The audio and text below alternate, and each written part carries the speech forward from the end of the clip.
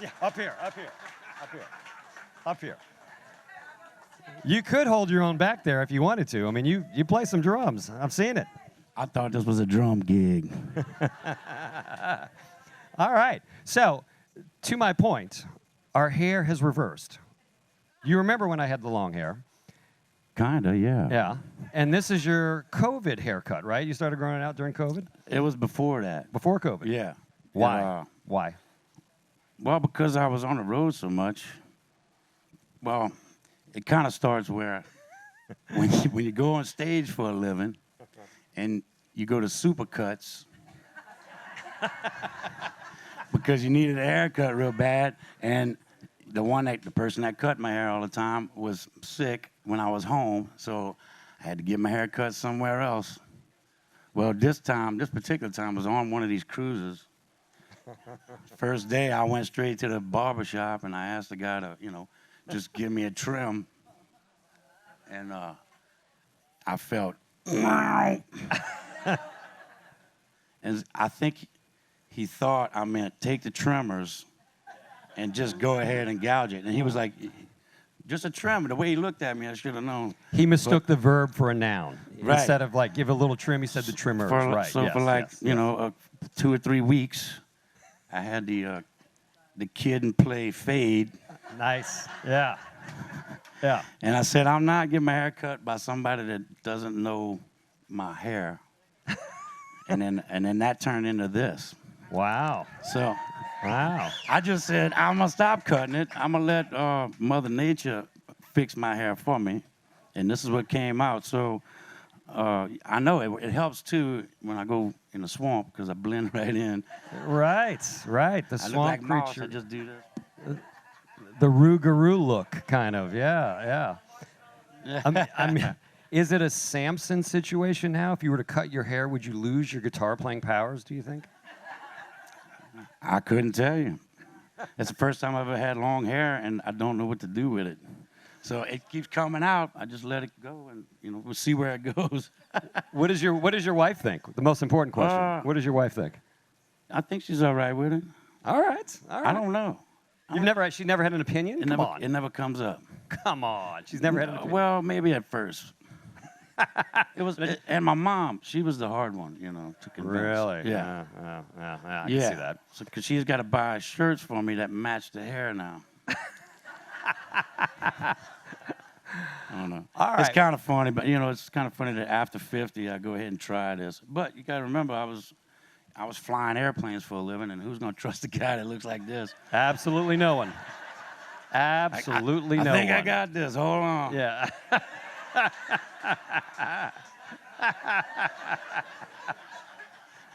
Breaker 19, breaker 19. Can I land now?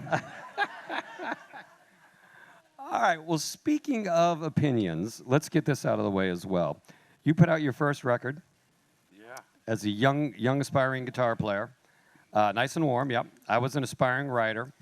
I wrote a review that called that record, instead of Nice and Warm, I think kind of lukewarm is basically what I said. I know.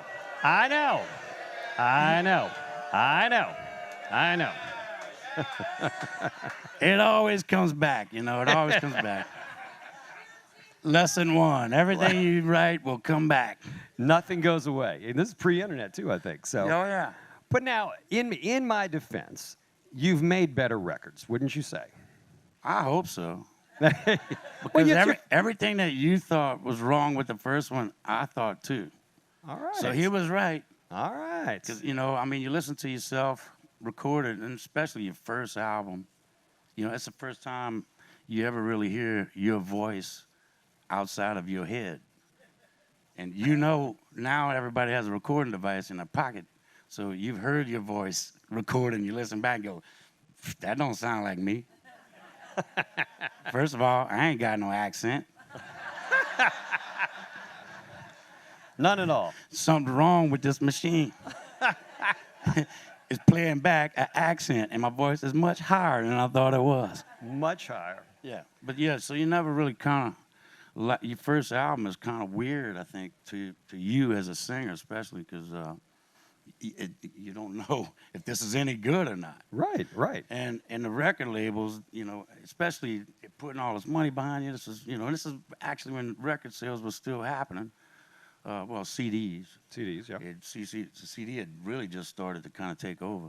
I just missed albums, but But they're back now. the record label, they wanted all the reviews to be great, except for one. He didn't say nothing bad. He just said, "Hey, it's a work in progress kind of thing," and he was right. So That's right. There you go. so I get to still be friends with him. Well, all right, I may have given it a lukewarm review, but your record label had no problem hyping you as the greatest thing of all time at that time. I mean, they were putting out these posters that compared you to, like, Stevie Ray Vaughan meets Jimi Hendrix in heaven or something like that. I mean, which, in on one hand is, all right, they would support me, but on the other hand, that was a hell of a lot to live up to at that point in your career. Huh? Yeah, that wasn't comfortable. When you show up and the poster on the door says better than Jimi Hendrix, Stevie Ray, and Eric Clapton rolled into one. It's like, whoa, hold on, better than. Better than. Who does this crowd think they're coming to see? It's like, what the hell am I gonna do for them? They're gonna think I'm the opener for whoever that is. No matter what I do, I'm still gonna be the opener for whoever that is. I like being the opener. Put me before anybody. That way, there's still food left. Backstage, Brilliant. there's Yep. still people in the audience. Yep. Because a lot of times, when you play big festivals and where people's been there all day, they start leaving on the headliner. That's right. That's right. That's right. But, they ain't gonna leave on the second to last person. They're just getting warmed up. Because they're waiting for that dude. That's right. Very smart. And Very the smart. headliner comes out and everybody goes, oh, there he is. There he is. All right, we can go now, honey. There's that guy that looks just Yep. like There he is, dude on the poster. dude on the poster. Better than Jimi Hendrix, Eric Clapton, Stevie Ray rolled into one. There he is. All right, see y'all later. Bye. There's that guy that looks like a very dependable pilot, a very trustworthy pilot. There he is. There he is. Thank you. People may or may not know this about you, but before you were playing what you play now, you were in a band that played a lot of new wave covers, songs by the Smiths and the Police and REM. You would sing all the REM parts, all the Smiths, yeah, the Morrissey stuff that stuff. our voices were similar. Yep, Yeah. yep. And I'd also throw in George Jones and B.B. King. So he went from yeah. the Smiths to B.B. King to The Cure. In the same gig, yeah. the same gig. I had to do something that was for me. The rest I was playing, it wasn't my band. I was filling in for another guitar player that left to join the Navy, so apparently he wasn't coming back. So I became the permanent temporary guy. Yep. And so I started singing when they found out I could sing. Because I was just trying to play drums. I didn't want to play guitar. I didn't want to be the front man. Yeah, really. You thought he was a drummer. He thought he was a drummer. Yeah. My dad was a drummer. I started on drums. Everything I learned was from drums. Yeah, I don't know. Well, I probably keep my eyes closed most of the time because, my first real influences, first of all, Ray Charles is probably the earliest memories I have in my whole life. Like at 4 years old, watching Ray Charles on Johnny Carson with my dad. First of all, you got to stay up at night. You're 4 years old. 10:30 is late. I mean, once I eat some pudding,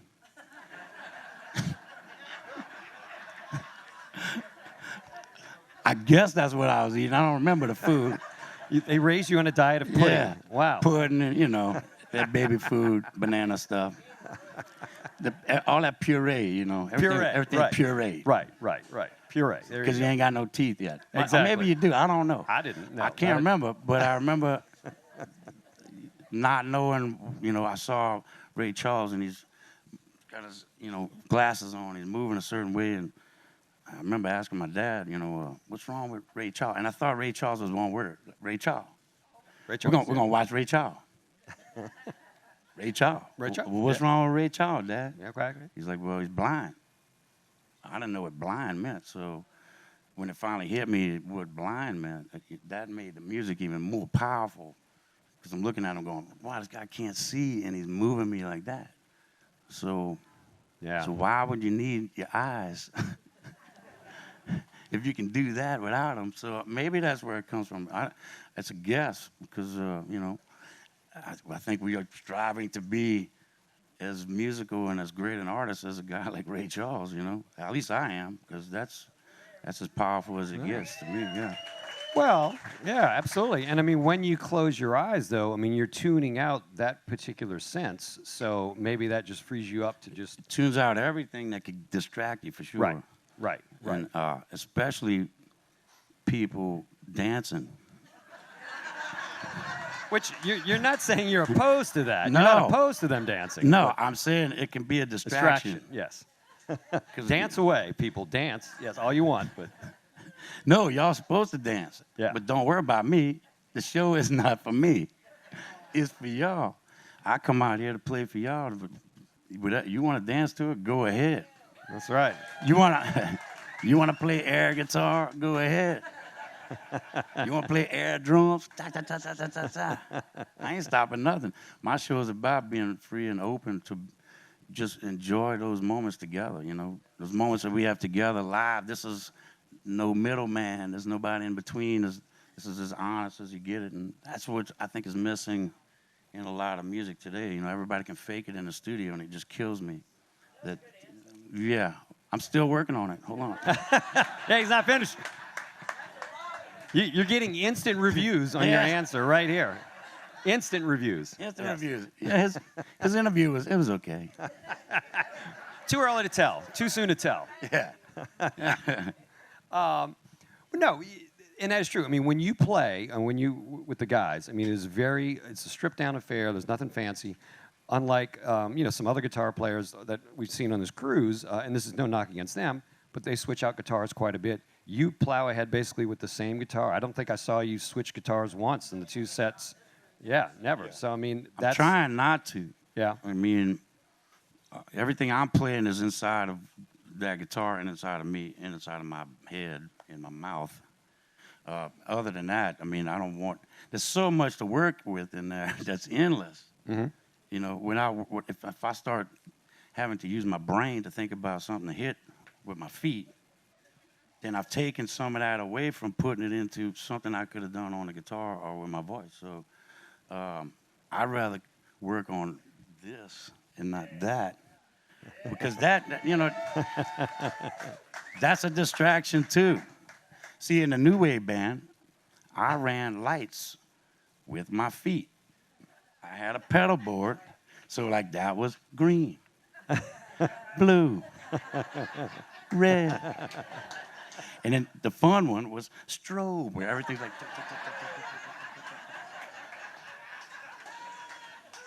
And then blackout.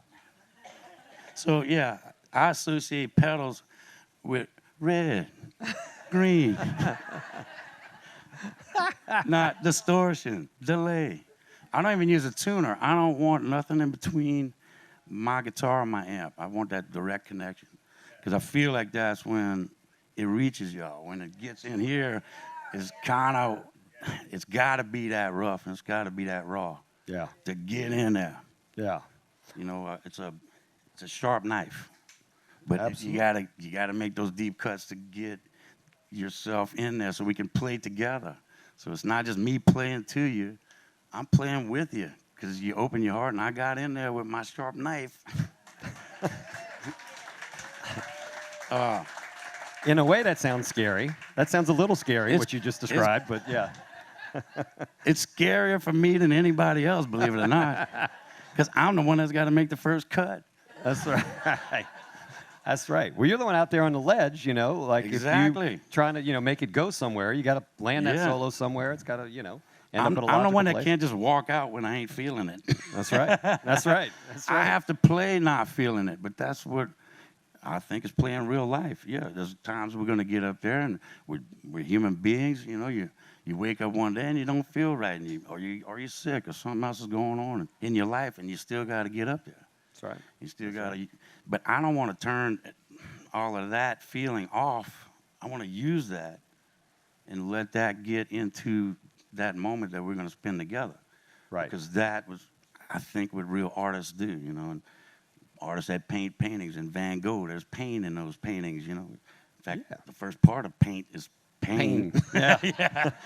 Because painting is a pain. They love your pain. They love your pain. Painting is a pain. Painting is a pain. But painting, They feel you you. know, painting nice pictures, that's okay. Painting your house, that sucks. Big difference. Big difference. Everybody in this room probably already knows the answer to this question, but I'm going to ask it anyway because I don't.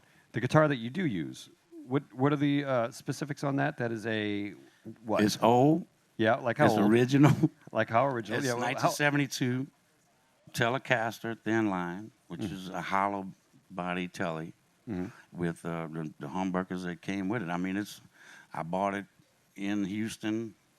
It was way up at the top of this guitar place in Rockin' Robbins, this shop in Houston, and they were. She knows it. People from Texas, hey.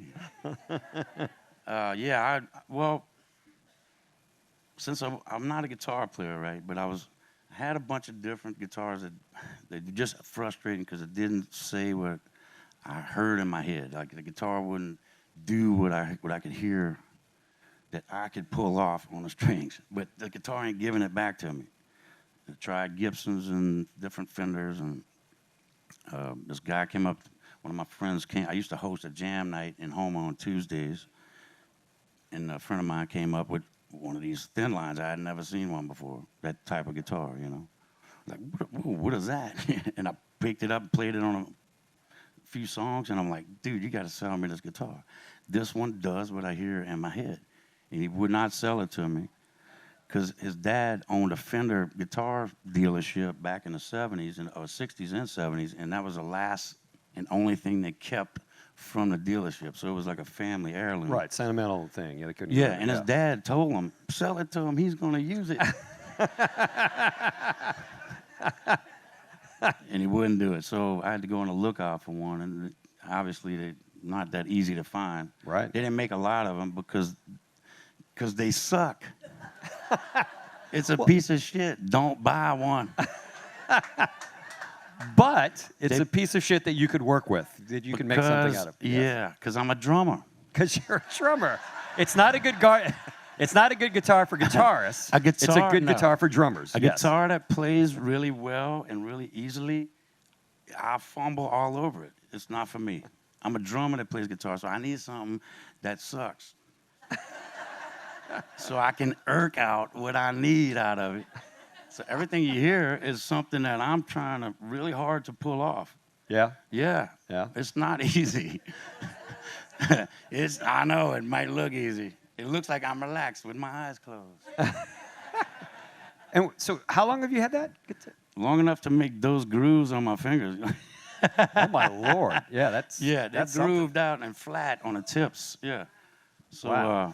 So, yeah, you've had it like 15, 20 years? That guitar I got right after my first album came out, so 92, I think. Okay. Yeah. And that guitar has been key to what you did. I mean, if you hadn't found that guitar, we may not be sitting here. The first album, the one that you reviewed, that guitar wasn't on it, you see? That's what was missing. Thank you very much.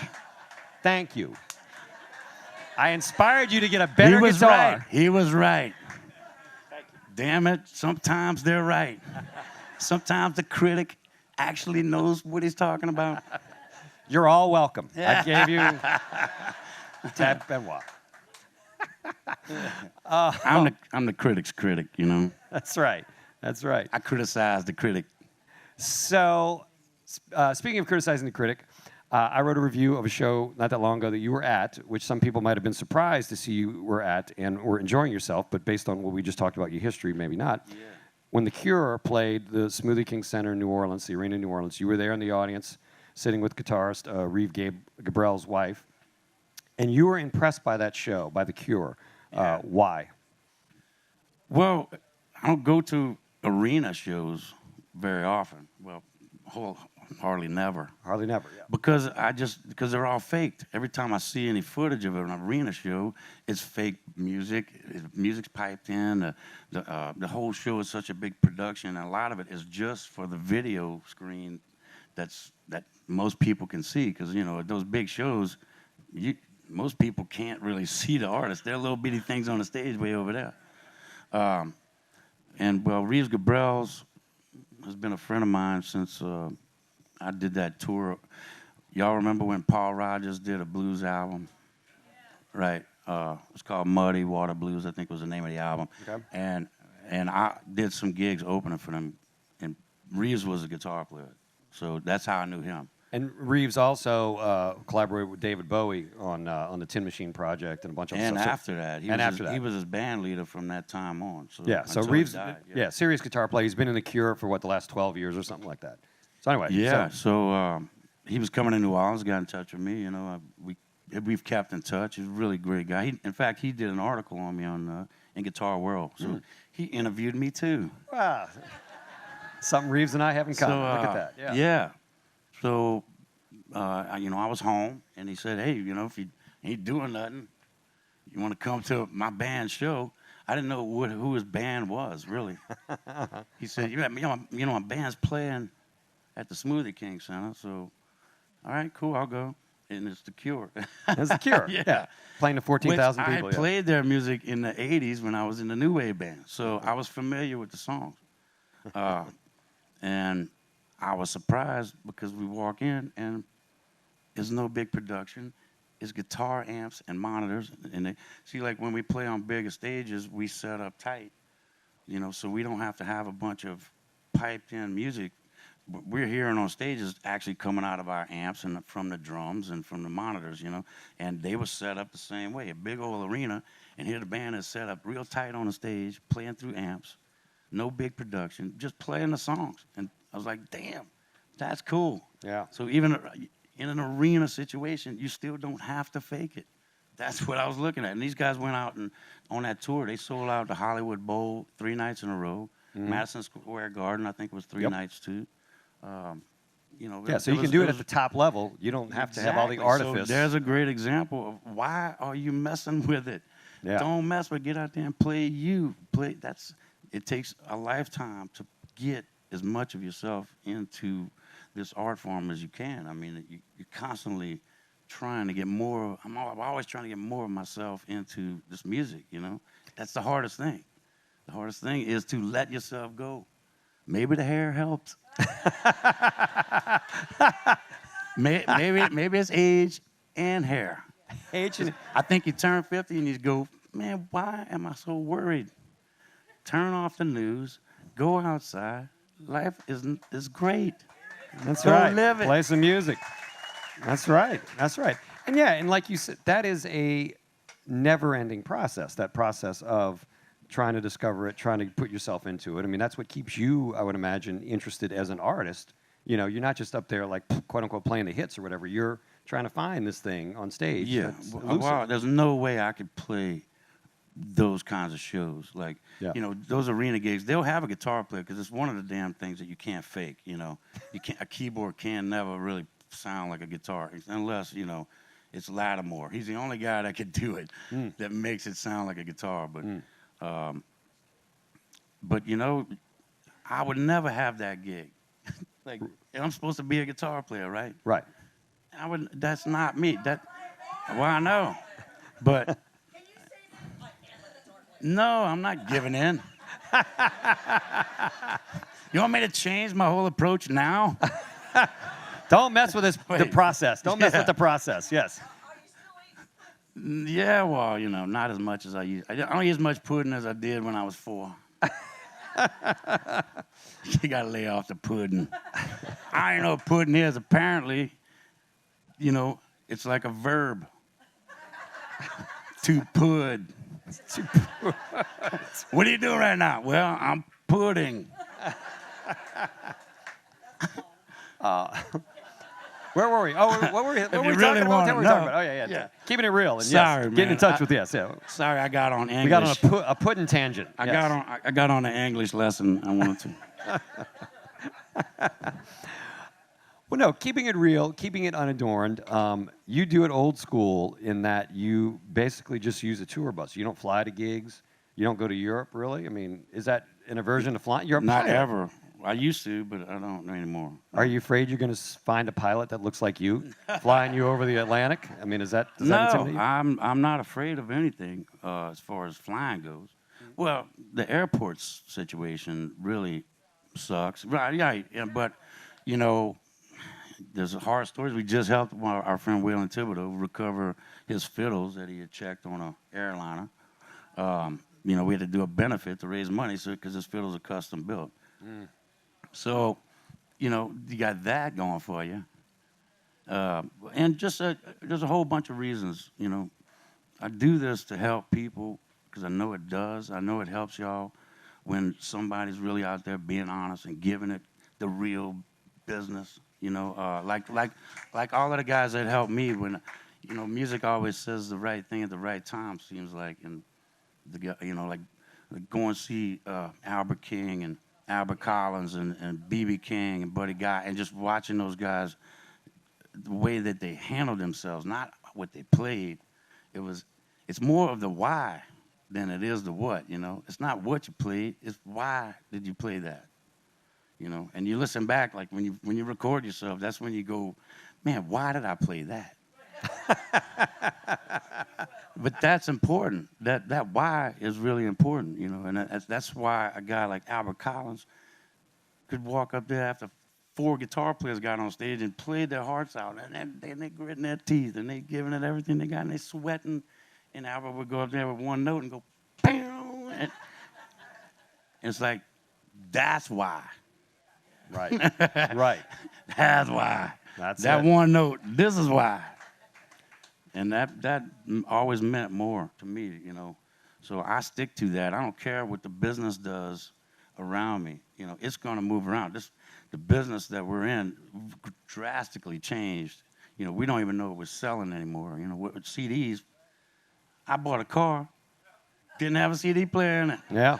Yeah. I didn't know that. And you were disappointed, probably. Well, that's when you got to go to the dealership, and they take your dashboard apart to get that CD out that you was shoved in that slit. You know the crack between the screen and the air conditioner controls? Not for CDs. Well, that must be the CD slide. Nope. Let me try out this new, you always got to try out your new stereo. You got to put in some Steely Dan. And I should have known because it didn't really go in. But I was thinking, it's brand new. It's tight. It's still tight. Oh, God. It's brand new. It's going to suck it in eventually because usually there's a slot and it sucks the CD right out of your hand. It's like, yes. Yep. Yep. And this car didn't have that. And that's when you learn the difference between a crack and a slot. Crack in a slot. We are talking about a car's dashboard, right? Yes. Okay. Okay. All right. Just checking. I'm just checking. I'm just checking. Just checking. It pretty much goes universally in life. You need to know the difference between a crack and a slot. A slot will gladly accept the object designed to go in that slot. Right. In fact, it might just suck it right out of your hand. But a crack, you're going to have to force shit into a crack. We're talking about the slot machines on the boat, right? That's what we're talking about? anything. Yeah, the slot machines in the casino. Yeah. It could be spackling. It could be anything. All right. All right, let's reel this one back. Hold on. Sorry. I had to go there. I'm sorry. It feels like a comedy show. It feels like... Which you can do, which you're qualified to do. Yeah. He actually tried to be a stand-up comic for a minute. Yeah. I tried. It's for real. I did. I wouldn't have sang to y'all if I didn't do comedy. That's how big that was. You mean you got I the never fortitude? sang on a mic. I was so afraid of listening to my voice on a mic. And everybody knows the first time you walk up to a mic, you go, hello. And you get scared of it, so you're just backing off. And then nobody can hear you. But, you know, I got used to hearing my voice doing comedy just like it sounds like right now. And then I was learning how to use it. And I was like, yeah, well, I could sing now. So I started singing more songs with the band. And, yeah, nothing I did was wasted. No. I'm What? still using shit I did when I was 18 and stupid on Jägermeister. Well, that's how you get into comedy, folks. Do a bunch of Jaeger and sign up on the Monday night amateur night list and see what happens. So we can boil down your career to you played drums in order to learn how to play guitar, and you did stand-up in order to be a singer. Is that about right? Yes, indeed.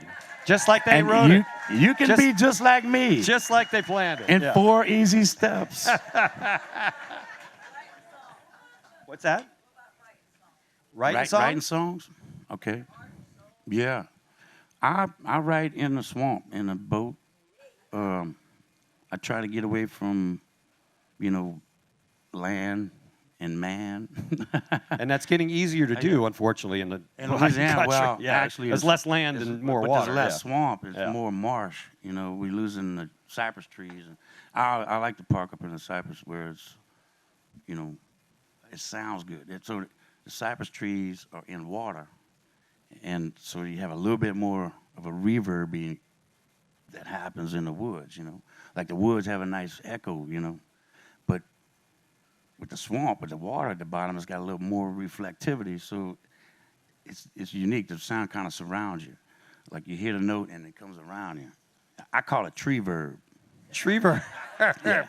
So wait, It's are like- you bringing an amp out there on the boat and playing? No, just singing and playing an acoustic Acoustic. guitar. Oh yeah. Okay. No, we have brought amps. You know, we had a houseboat with a generator, so we could go out there and really jam it up for the For the Gators? for the Gators. They love it. Yeah. Do they love it? They don't bite when you play for them. Do they love it as much as marshmallows? I mean, do they love it They as much like as it. marshmallows? Yeah. Well, it's a different thing.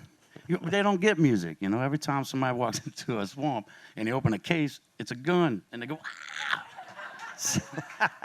So they see your guitar case and they take When they off see the running, guitar yeah. case, they go, "Oh, we better leave," and then they open it up and you start playing, and they go, "Wait, what is that?" And then they come up to the boat and they start.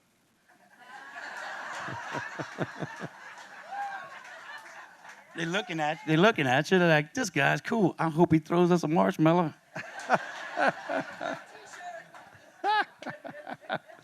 I do actually write with them, with the alligators. I mean, they really do give me something to work on, and other things too. I mean, the sounds out there are special, and it's alive. A swamp is alive. You know, every square inch there's something moving. You know, that's why like a guy like me going in the desert is really strange, because I always know where the nearest water source is where I live.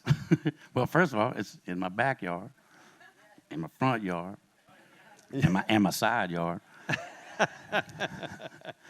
There's one side that ain't got water at my house, so I already know where it's at. But when we start driving across Texas and the water starts going away, it's like, man, we better stop at a store and get some bottles. But so yeah, you know, and it's also weird, like walking in the desert where you don't see anything alive for miles. You know, it's total opposite. So swamp is just alive. It's really alive, and you know, it's funny how people are scared about all of that stuff out there. But I always played music for them, and it does seem to do something. You know, I think music is a natural thing. I mean, come on, there's music out there. You know, the birds are singing a certain way. Sure. In fact, when you start singing, the frogs start singing along with you. Like the frogs will actually get in key with you. I had Dan Rather in my boat, and yeah. Dan Rather, the newsman. Yeah. For real. This isn't like the name This of is the dog. this the is actual in Dan Rather. 2010, he was doing a story right before the oil spill. I mean, he missed the oil spill by like a couple of months. And I had him for an hour. And I brought him in my boat, and since I only had him for an hour and I had a lot of shit to show him, Yeah. I told the producer we were gonna go fast. And Is it an said, airboat? Is it an No, airboat? it's in my. It's it's a fishing ski style, Okay. so it's got a windshield, but it does 100. 100? Yeah. Miles per hour. So so when I said I'm gonna take Dan rather fast, I said it's gonna be over 70. So so they went, okay, no, he's fine, man. He grew up in Galveston. He's ready for this. One And ring. well, when I got there, they were spraying his hair down with this serious hairspray, and I mean it was. They give me the other can. So we push. I push him up above 70. You got to check him first, and make sure he's okay with that. And he was okay because all he wanted was Skoal, Dr. Pepper, and wild turkey. That's when people go on a boat, they got that 3 things they're gonna take with them. Wait, That was the his first 3 one was things. Skoal, did you say? Skoal, yeah. Dan Rather is a Skoal man. Did not know that. And he mixes Dr. Pepper and wild turkey. So he took the dip out of his mouth while I was doing the interview. So first of all, so I pushed him up, I got him probably about 86, 87 miles an hour. And his face was moving all over the place. But his hair did not move. Did not move. One hair. I was like amazed. So we park up in the trees, and he wanted me to play a song. So I'm playing this. I brought him to a spot where I do a lot of writing, and where I knew the frogs would sing with me.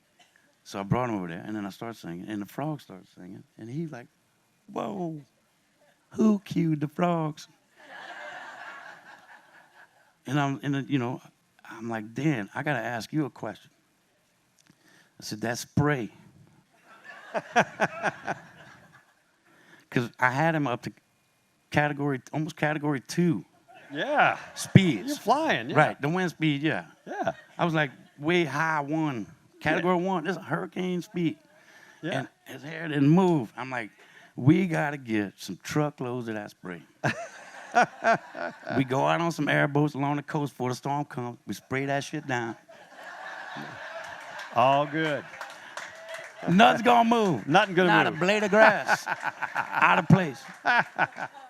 So if y'all know where to get that Dan Rather spray in bulk, Dan Rather spray in bulk. Oh my gosh. Yeah.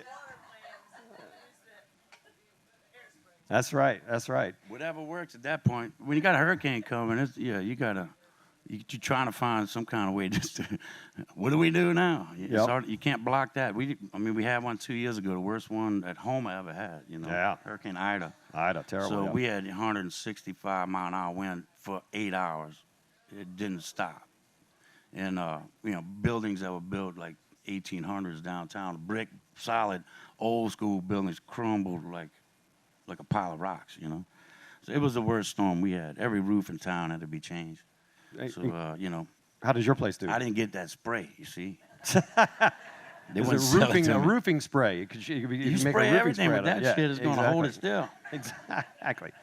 Now, did your place do all right in that storm or not? No, everybody. Everybody, you got they're to? still working on my house. Really? Wow. 2 years, 2 years coming up, yeah. Well, it just happened. It was August. It was the same day as Katrina. It was August 29th. August 29th. That's right. Yeah. That's right. August 29th. Yeah. Yeah. Missed, Yeah. missed the mark by in about 20 miles. Yeah, I mean, thankfully we had a quiet year this year in South Yeah. Louisiana. Thank goodness we had a nice Extremely recovery dry. year. In fact, the driest I've seen. So my pine in front of my house damn near dried up.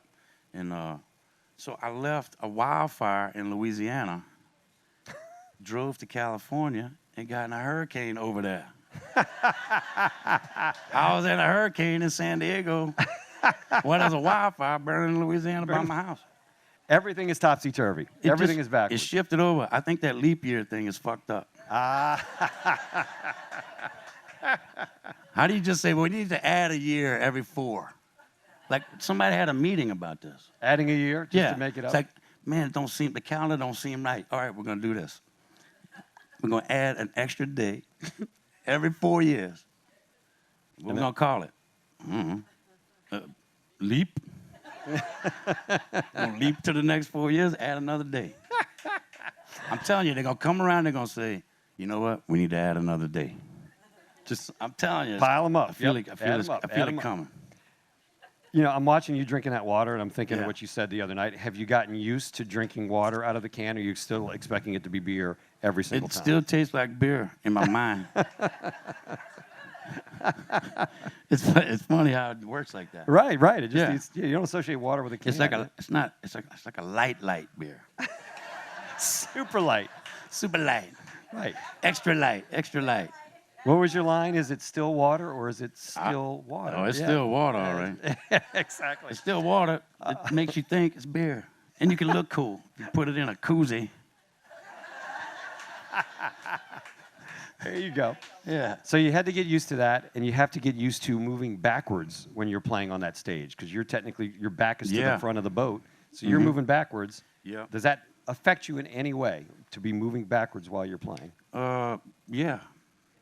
Well, that doesn't affect as much as that's where the nose of the ship is banging right there under the ship when we're hitting waves. Uh-huh. And those little knocks can knock you up. Believe it or not, it messes you up when you're playing drums, too, because you'll come down and try to catch yourself and hit the kick drum at the wrong time or something. Because I played the drums on some of these ships before, but Right. the cool thing is that if you dance a little bit, you just catch up with it. You know? So when the ship does this,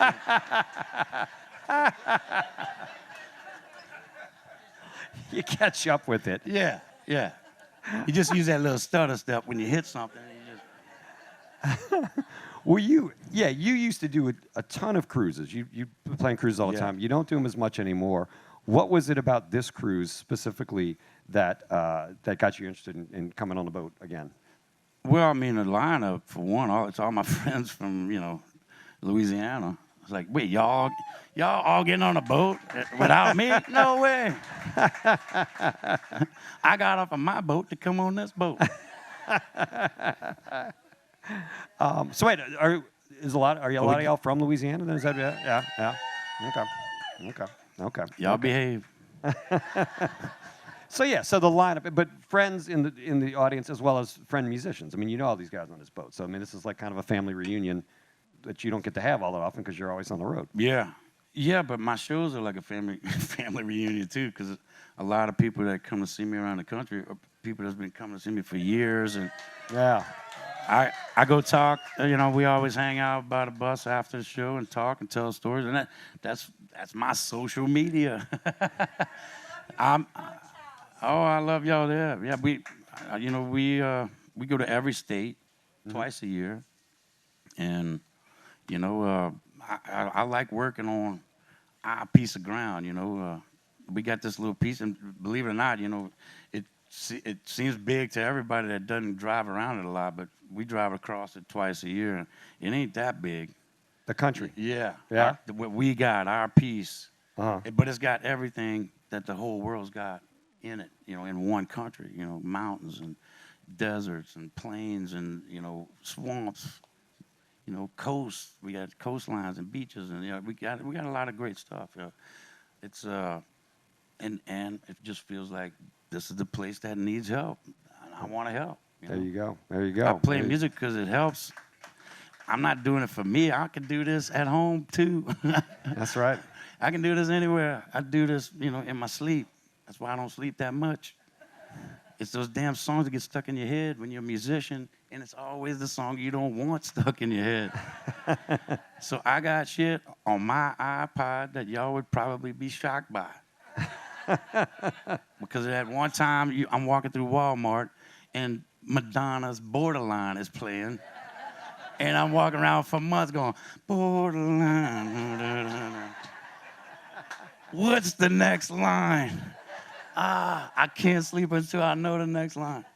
So I got to go buy that shit and give Madonna 99 cents so I can go to sleep. I I'd like to hear a blues version of Borderline. That'd be kind of interesting. I did hear her do it on, like, I think it was on Jimmy Fallon, one of those late night shows. She did do a blues version of Borderline. I'd like to hear you do a blues version. Oh, That would my be God. interesting. I don't want that in my head. I already got me in my head all the time. Now I got me doing Borderline. And I still can't remember the next word. We only got a couple minutes left here, but I wanted to hit real quick on your band, your trio. Those guys have been with you for a minute, Terrence and Corey. You know, they seem like the other two legs of the tripod of what you do. I mean, it seems like they give you the platform, because you do one or two solos in a show. I've noticed that. You play a couple of solos. Yeah. They give you that platform, that foundation to launch from. So how key are they to what you do? Well, they know my language, you know, like we go way back. So during the New Wave days, I knew Terrence from Funk House. He was in a band called Funk House. Terrence Higgins, the drummer, right. And drummer, we played a lot of the same venues. We were playing more college stuff than we were playing like clubs and stuff around New Orleans. It was more Baton Rouge and, you know, Hammond and all where the colleges were. And then Corey, you know, I mean, he quit high school to play with me when he was 17. And he left and went play with Chubby Carrier for, I think, 14 years, and then came back. I don't know how long we've been doing this together. It seems like forever, but that's a good thing because my shows aren't rehearsed. My band has no idea what I'm going to play. Are you calling songs live, or you just start playing them? Or even I'm not even calling them. Not even calling them. You just go into them. Yeah. Well, yeah. It goes from one thing to whatever feels like it needs to go to.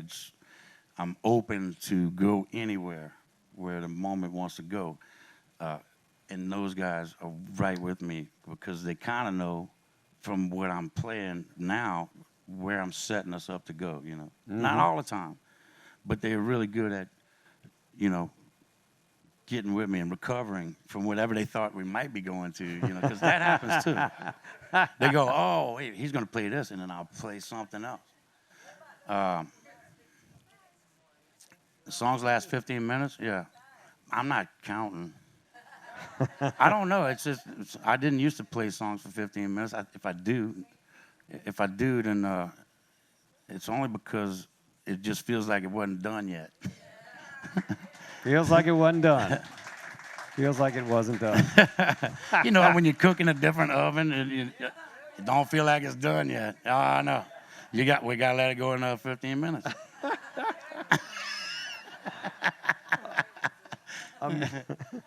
Dude, and I gotta say, Corey, he's so much fun to watch. I mean, that dude is so expressive with that bass, the way he, you know, does the finger popping and the tongue, sticking the tongue out.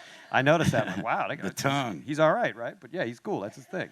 Yeah. No, he's good. He's good. Yeah, man. Well, all right. So, I mean, for you, the road never ends. I mean, you're gonna just do this until you can't anymore. It ends at my house. What's that? It ends at my house. It ends at your house. Yeah. The road ends it at your house. starts at my house, and it ends up back at my house. But it's a circle. It keeps on going. Exactly. And I can keep that circle going for, you know, as long as this continues to work, you know. If it doesn't help, then I won't do it, you know. I know it helps. It helps me. Y'all help me get through my life. I give it back to you.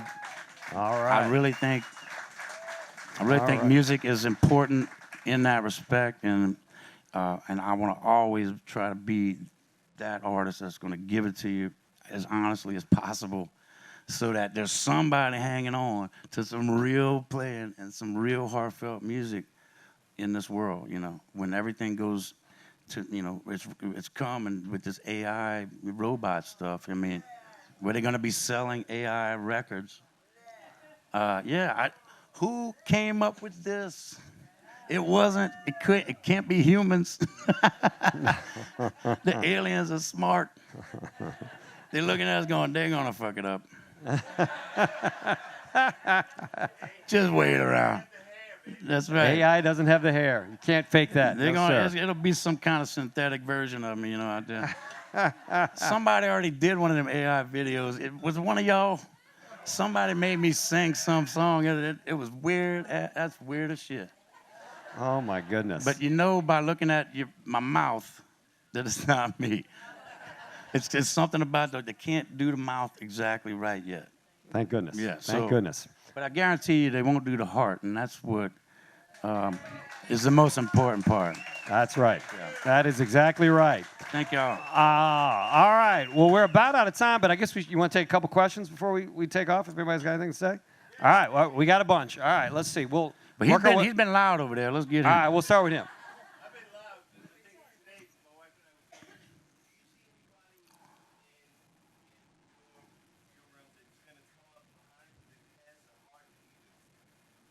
I don't get to see that much.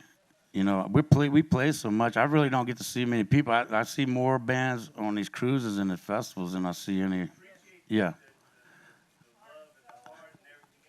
I mean, like Anthony Rosano, who's been traveling with us, has been doing a really good job. And you know, these guys will come to me with they want to go this way. You know, they want to try my approach to it, which is really, hey, let's play live in the studio. Let's do it in one shot. We ain't going back. We ain't fixing nothing, and that makes people play like they're gonna play live. We don't stop in the middle of a song here and go, oh, we did that wrong. Let's start over. We don't do that. So if you can play this stuff live naturally every day, then why change it in the studio? So when I get in the studio and I'm producing another band or artist, it's all about making them understand that when the red button's on, that's the audience. It's on, yeah. I'm not going back and fixing anything. Yeah, I know how to use all of these Pro Tools, but I'm not. I'm treating it like it's tape. And it's tape we can't go back and record over. You do it once and that's it. And that changes their mindset. And believe it or not, everybody plays so much better that way when they realize it's just what we do every day anyway. So Right. just don't change that in the studio. Don't make the studio this clinical thing where we're going to break everything down and try to perfect each part, because that is actually stripping the life out of that. So you don't do any overdubs on your records at all? None at all? of my records have overdubs. It's all live vocals, Okay. live solos. Everything is live. Yeah. Okay. All right. Very good. All right. Let's work our way. On legendary since you left. The man's complete. You don't do. Wow, You I used to know. call bingo I'm- on the cruises. Yes. I'm top 3 bingo callers in the entire Caribbean. I was number 1 at one time, but I stopped doing them. You had another career No, option. I know. Yeah. That was a reason to do comedy. And the bingo was just a little extra added bonus. Yeah, I know. It's not your grandma's. All right. Yes, ma'am. At the hat. Yep. Go ahead.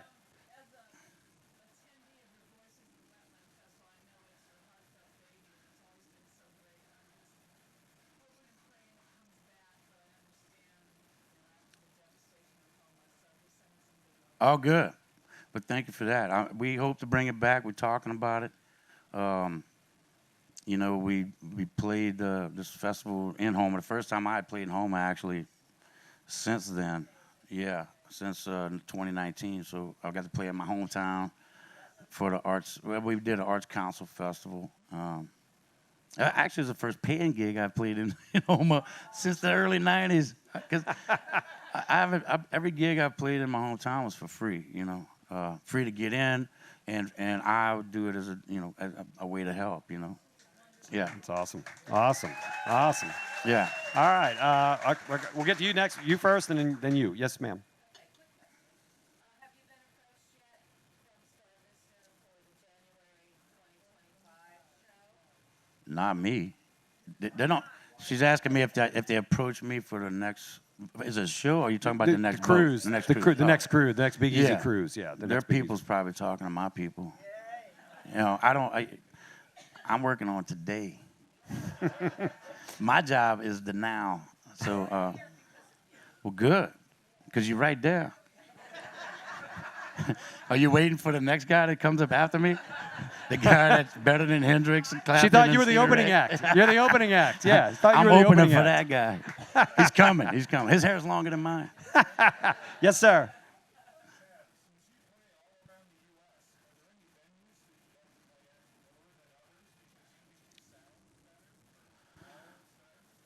Not really, because I got to play every one of them 100%. So I kind of look at each one of them as there's a fun thing about every place we play. You know, it's something I'm gonna find that's fun to play with. You know, because I'm not using in-ear monitors. I'm using if I have earplugs. So I suggest when y'all come watch me, you wear earplugs Yeah.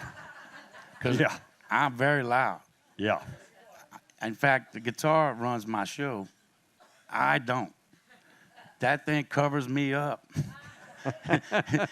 if somebody else was playing that guitar in my show, I'd be telling him to shut up. Were you responsible for those dead whales behind the boat? Yeah. Was that the volume that killed them? No. The porpoises I love love me. whales. No, really, I do. I do. I love them. They're not dying. They want to feel what's going on. That's right. They're communicating. They're probably telling you to turn it down, though. They're like, wait, what the hell? Yeah, well, it kind of hurts the bats. I know because I played in a cave, and I knew I was pissing them bats off. Yeah, we played in this cave down. That's a unique venue. Tennessee? If you ever get a chance to go, yeah, Cumberland Caverns. It's like I think it's 700 feet below the ground, and in a cave. It's very unique sound, and like I said, I know there's bats in there, and I know them high notes are pissing them off. Oh. All right. Anybody else? Up in the back. Oh, well, way in the back. We'll get to her, and then we'll come back to you, sir. 2 questions. Where? Here? No. It's just me. Just him. I am the merchandise.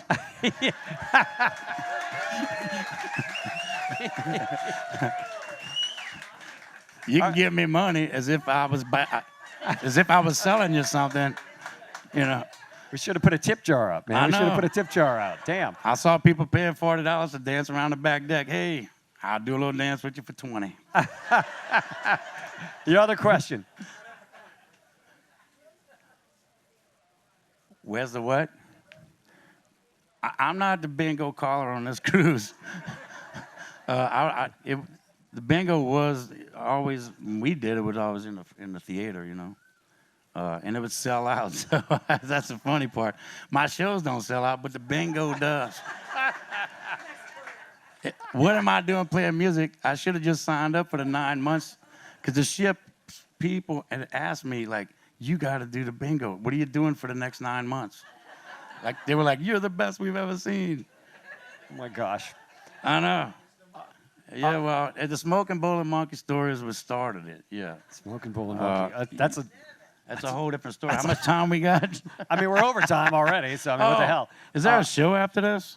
I don't know. I mean, Me either. All right, we'll keep going until anybody has Did another all of question. y'all come for a show and this is what you got? Nah, they're here for you, baby. right.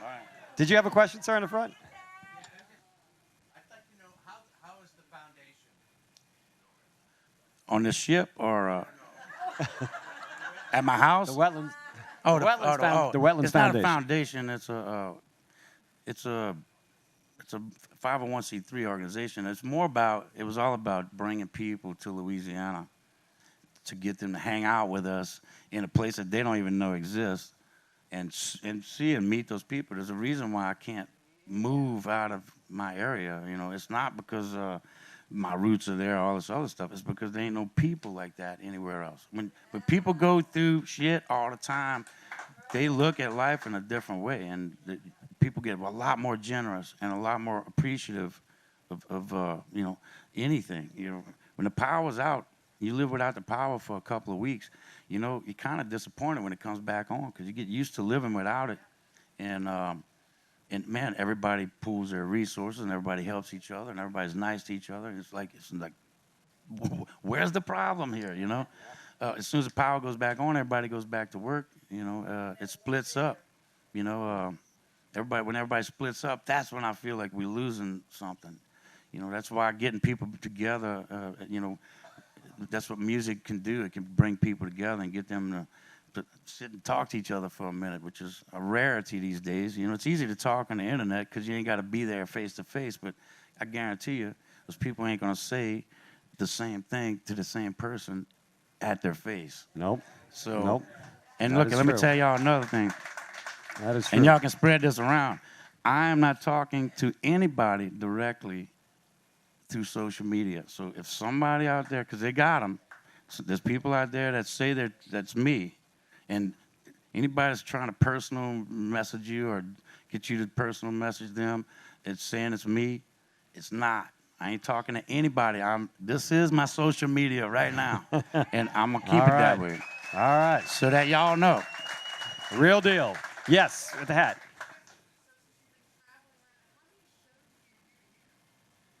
All of them. I don't miss one. I don't really know. It varies, but it's usually around 200, I guess. It used to be more. I've cut back.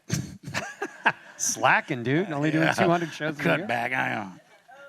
No, but yeah, I'm coming to a town near you, though. I don't just play big cities. I play all over.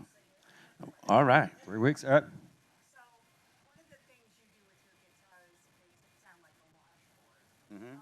When did that start, and how did you realize this is pretty cool? I can do this. Well, when you are doing like Zydeco songs and they have that washboard breakdown in it, it's one of those things where it creates a feeling, you know, like all these parts that happen in a piece of music create a feeling, you know, and a movement that's going somewhere. And that washboard breakdown would create a certain feel in a Zydeco song that kind of has to be there, you know. It's like it's that breakdown. Oh yeah. No, I know it probably would, but my guitar is tough, and it plays like shit. So that's the recipe for sounding like me. But yeah, all of it comes from playing drums, you know. And I'm playing the drums on the guitar, and it's fun to do that. It's always fun to play drums and be rhythmic and be percussive. You know, for me, because I'm a percussionist. I can't believe the strings don't break more often when you do that. Quite frankly. I've had to use. Well, I developed my own special grease, Ah. and I could tell y'all the formula, but then you can make it yourself. Is it the Dan Rather hair goo? Is that what it No. is? You put that on to hold it 'Cause down? it can't be sticky. It's got to be slippery, That's right. and it's got to be slick. And you know, we're musicians. We used to stay up late at night, and the only thing on late at night was these infomercials. Remember those days? And it was Slick 50, metal to metal contact. I'm like, that's what I got. That's it. So I got some Slick 50. I put it on that, but it was too thin, and it would run off of the saddles. Oh. So I mixed it with 90-weight gear oil that you put in the rear end of your car, Uh-huh. and it would make it stick. So it's a half Slick 50 and half. Wow, It lubricates the crack, so things will slide in easier. slide right in. So the string can do this through the crack all at once. Oh my gosh. All right. Yes. Picking at that guitar, that's the only guitar I've ever seen you play with. Yeah. Do you have a name for it? Or? No, it's I'm not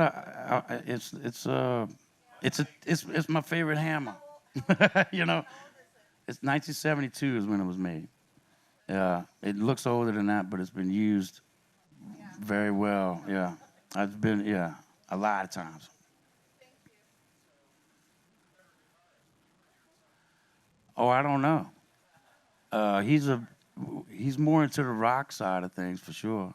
You know, and I'm just trying to hang on to whatever I learned from playing this much. But I never really taught him much. He learned everything he knows on his own. So he's a talented kid. Next record. My record, whenever. Whenever it feels I'm right. still learning how to play the old ones. Because I didn't like those, and neither did he.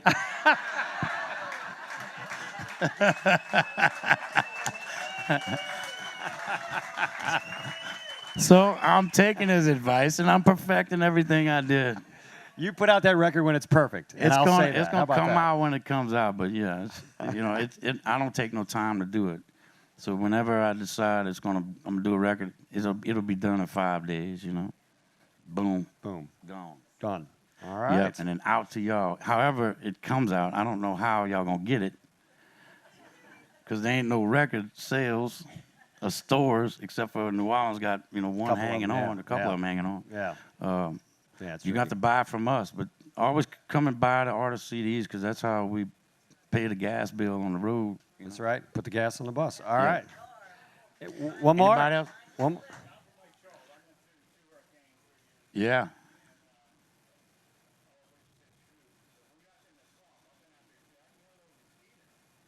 Ah, mosquitoes. Well, you know, they don't bite me as much as they bite the out of towners.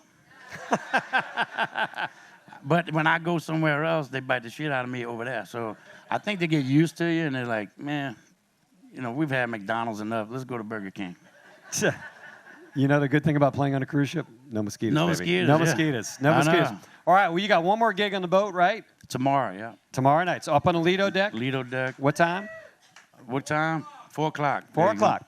All right. Well, ladies and gentlemen, this has been a lot of fun. I hope it has been for you. Tab Benoit. Thank y'all. Thank y'all. Tab Benoit. Love y'all. Mwah.